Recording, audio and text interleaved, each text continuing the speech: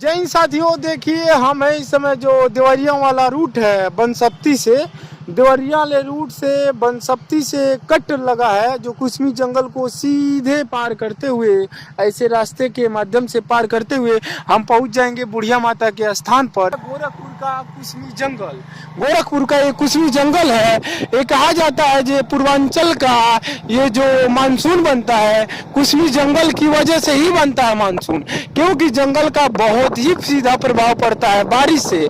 जो पूर्वांचल में बारिश होती है, ये तराई क्षेत्र का जो बारिश होता है ये कहीं न कहीं जो कुसमी जंगल है इससे प्रभावित होता है। मानसून जानते पेड़ पौधा होता है तो ये मानसून के लिए उतना ही अच्छा होता है और मानसून जल्दी बन जाता है पेड़ पौधे की वजह से। और देख सकते हैं कुसमी जंगल का जो एरिया आपके सामने नजर आ रहा है, इसी के माध्यम से हम लोग चलेंगे। और जो जंगल के बीच में रास्ते से गुजरना अपने आप में नेचर के साथ जोड़ करके एक साइलेंट नेचर का फीलिंग आता है। और फिर बुढ़िया माता का स्थान बीच जंगल में है ही है और कुसमी जंगल के बीच में बुढ़िया माता का स्थान होने के नाते वहाँ पर लोग श्रद्धांजलियों को जाने का जो तांता लगा रहता है, हर सीजन में हर वक्त लगा रहता है।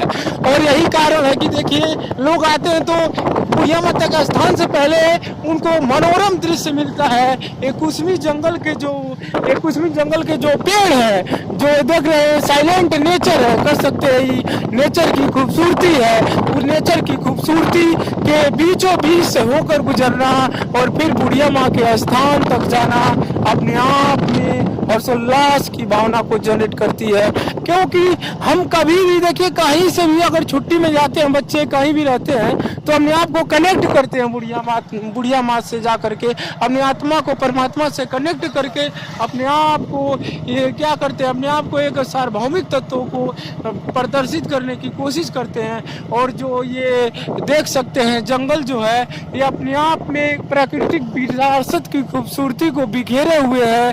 और ये जंगल ही कहा जाता है जो पृथ्वी का फेफड़ा है। अगर जंगल नहीं रहेंगे तो ऑक्सीजन रिलीज कहाँ होगा। जो क्लाइमेट चेंज हो रहा है वो यही सबसे बड़ा है। क्लाइमेट चेंज होने का सबसे बड़ा यही रीजन है कि हम पेड़ पौधे को काटते जा रहे हैं। पेड़ पौधों को काटते जाएंगे तो ये जंगल सिकुड़ता जाएगा, जंगल सिकुड़ता जाएगा तो कहीं न कहीं क्लाइमेट पर इसका बहुत बुरा असर पड़ेगा।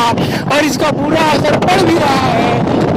देख सकते हैं जो अभी बेमौसम बारिश हो रही है, बेमौसम बाढ़ जो आई है वो अपने आप में ऐतिहासिक है। और कहीं न कहीं हम जंगलों को काट दे रहे हैं और जंगलों को काट देंगे तो यही होगा कि क्लाइमेट चेंज के प्रभाव से हमें गुजरना होगा। उसका जो दुष्परिणाम है मानव को भुगतना होगा।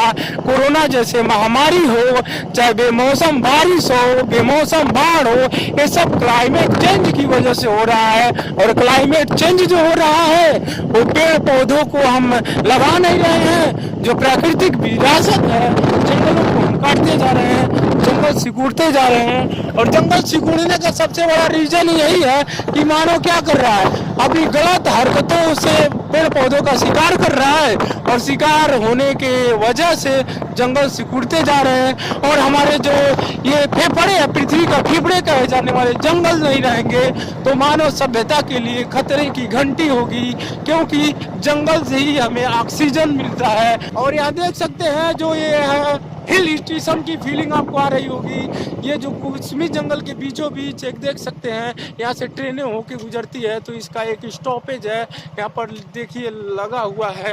आप देख सकते हैं रुकिए का सिंबल देख सकते हैं, खतरे का निशान लगा हुआ है। और देखिए ये हिल स्टेशन के फीलिंग दे रहा है। कुसमी जंगल के बीचों बीच इस तरह का देखिए पोर्ट बना हुआ है। इस रूट से गुजरे तो यहाँ पर ट्राइपोर्ट बना दिया गया है ताकि आए तो ट्रेन गुजरे तो वहाँ रोक सके। और ये एक लिंक ऑफ है सीधे कुसमी जंगल के आर पार जाने का। और देख सकते हैं कितना खूबसूरत हिल स्टेशन की फीलिंग आ रही है देखने पर। तो देखिए कुसमी जंगल की खूबसूरती है जो आपके सामने नजर आ रही है, खूबसूरत फीलिंग आ रही है, आप देख पा रहे होंगे इन तस्वीरों में। और ये तस्वीरें बहुत कुछ बताती है कि हमने कैसे अपने विरासत को खोते जा रहे हैं, जंगलों को काटते जा रहे हैं। कहीं न कहीं जो आने वाली पीढ़ियां हैं उसके लिए खतरे की घंटी है। क्यों? कुसमी जंगल का दायरा एक समय बहुत बड़ा था, अब धीरे धीरे काट कर लोग वहाँ पर अपना मकान बना रहे हैं, पक्की मकाने बना रहे हैं और कोई बगिया लगा ही नहीं रहा है। देख सकते हैं जो पहले गांव में बगिया हुआ करती थी, बगियों को हम काट दे रहे हैं। और जब बगियों को काट देंगे तो फिर क्लाइमेट चेंज पर प्रभाव पड़ेगा। पेड़ पौधे जो बंदर होंगे, जो उनका वही घर होता है, प्राकृतिक आवास होता है, उसको हम काट देंगे तो जंगल कहाँ जाए, तो बंदर कहाँ जाएंगे?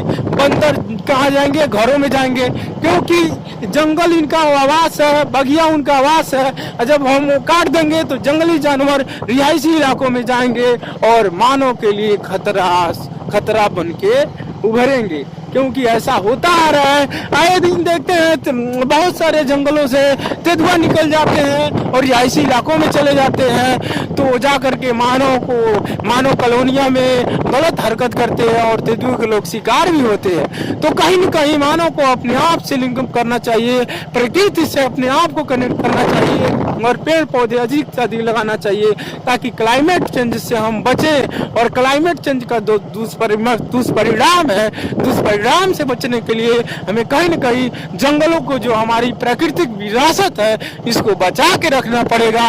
और बचेगा तभी जब हम जागरूक होंगे और एक अभियान चलाएंगे कि हर एक मनुष्य अपने जीवन में कम से कम 10 पौधा तो लगाए ही। क्योंकि देखेंगे आने वाली पीढ़ियां पौधों पर ध्यान नहीं दे रही है, फर्नीचर का कम से कम यूज करे, सूखी लकड़ियों का यूज करे, हरे पेड़ों को ना काटे, क्योंकि वो इन्वायरमेंट के लिए खतरा होगा। और जब इन्वायरमेंट के लिए खतरा होगा तो पूरे वर्ल्ड के लिए खतरा होगा। पृथ्वी एक ऐसा गोला है, सौर मंडल में अब तक खोजे गए सारे ग्रहों में पृथ्वी ही एक ऐसा मात्र ग्रह है जिस पर पानी है, हरे भरे पेड़ पौधे हैं और मनुष्य को जीने लायक एक अच्छा इन्वायरमेंट है।